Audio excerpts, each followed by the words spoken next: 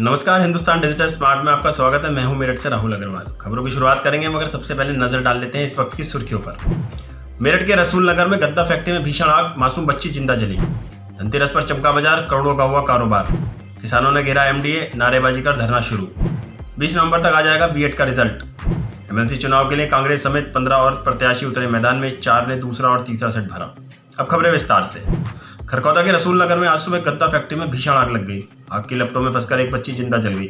बताया गया कि यहाँ नसीफ अंसारी की रजाई और गद्दे बनाने की फैक्ट्री है। आज अपराह्न करीब 11 बजे शॉर्ट सर्किट से फैक्ट्री में आग लग गई। बताया जा रहा है कि फैक्ट्री परिसर में एक मकान भी है। आग मकान तक पहुंच गई। फैक्ट्री में एक महिला अफसाना अपनी 5 बच्चों के साथ रहती है और वह कारीगर भी है। आग लगने के दौरान सभी लोग बाहर निकल गए, लेकिन उसकी 2.5 वर्षीय बच्ची वहीं सोती रह गई। सूचना पर पहुंची पुलिस और दमकल विभाग की गाड़ियों ने आग पर काबू पाते हुए बच्ची को बचाने का काफी प्रयास किया, लेकिन बच्ची का कोई सुराग नहीं लग पाया। बाद में बच्चे का शव बरामद हुआ। इंस्पेक्टर ने बच्ची की मौत की पुष्टि की है।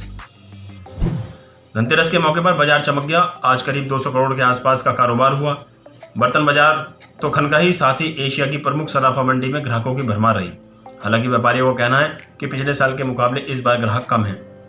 वहीं कुछ व्यापारियों ने कहा कि इस बार धनतेरस 2 दिन पड़ रही है, ऐसे में बाजारों में भीड़ भी नहीं होगी और दो दिनों में व्यापार अच्छा हो जाएगा। हालांकि इस बार मिठाई का बाजार ठंडा पड़ा है। पिछले साल के मुकाबले इस बार 30 से 40% ही मिठाई की बिक्री हो रही है। ऑटोमोबाइल सेक्टर में चमक दिखी। हीरो होंडा समेत विभिन्न कंपनियों के 2 पहिया वाहनों की खूब बिक्री हुई। किसानों के सब्र का पैमाना छलक गया। ट्रैक्टर ट्रॉलियों से किसान अंबेडकर चौराहा पर इकट्ठे हुए और एमडीए तक पैदल जुलूस निकाला। प्राधिकरण के खिलाफ नारेबाजी करते हुए किसान भीतर घुसने लगे तो सुरक्षा कर्मियों ने उन्हें देख गेट बंद कर दिया। इसके बाद धक्का मुक्की कर किसान भीतर पहुंच गए और धरना शुरू किया। आपको बता दें कि लोहिया नगर, वेदव्यासपुरी और गंगानगर के किसानों ने 2 दिन पहले विधायक डॉक्टर सोमेंद्र तोमर से मुलाकात की थी। इसके बाद बुधवार को तीनों योजनाओं के किसान प्रतिनिधि विधायक संघ एमडीए उपाध्यक्ष से मिले। विधायक से बंद कमरे में मुलाकात के बाद उपाध्यक्ष से 2 घंटे बाद किसान मिल सके। उपाध्यक्ष ने किसानों को खुद के नए होने और दिवाली बाद फाइल देखकर निस्तारण का आश्वासन दिया था। आज तीनों योजनाओं के किसान ट्रैक्टर ट्रॉली में सवार होकर पहुंचे और अंबेडकर चौराहे पर इकट्ठा होकर एमडीए तक पैदल जुलूस निकाला। किसानों की भीड़ को देख सुरक्षा कर्मियों ने गेट बंद करने का प्रयास किया। इस पर धक्का मुक्की के बीच किसान भीतर पहुंच गए और गेट पर ही धरना शुरू कर दिया।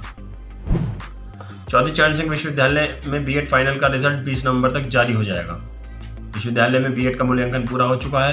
विश्वविद्यालय के अनुसार कॉलेजों से आंतरिक परीक्षा के अंक आने शुरू हो गए हैं। जैसे ही 150 कॉलेजों के अंक आ जाएंगे, विश्वविद्यालय रिजल्ट देना शुरू कर देगा। विश्वविद्यालय टीजीटी के आवेदनों को देखते हुए बीएड का जल्द से जल्द रिजल्ट जारी करने की तैयारी में है।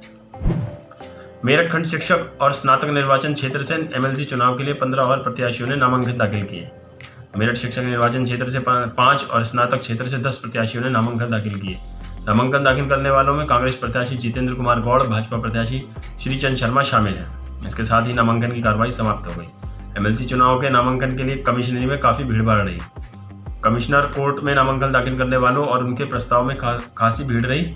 आज मेरठ शिक्षक निर्वाचन क्षेत्र से भाजपा प्रत्याशी श्रीचंद ने दूसरा सेट, कांग्रेस प्रत्याशी जितेंद्र कुमार गौड़ समेत 5 प्रत्याशियों ने नामांकन दाखिल किए।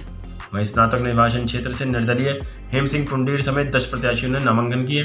पुंडीर ने नामांकन का दूसरा सेट दाखिल किया। अब तक के समाचारों में फिलहाल इतना ही। अपने शहर की खबरों को देखने सुनने के लिए हिंदुस्तान स्मार्ट का यूट्यूब चैनल सब्सक्राइब करें और नोटिफिकेशन पाने के लिए घंटी के सिंबल पर क्लिक भी कर दें। नमस्कार।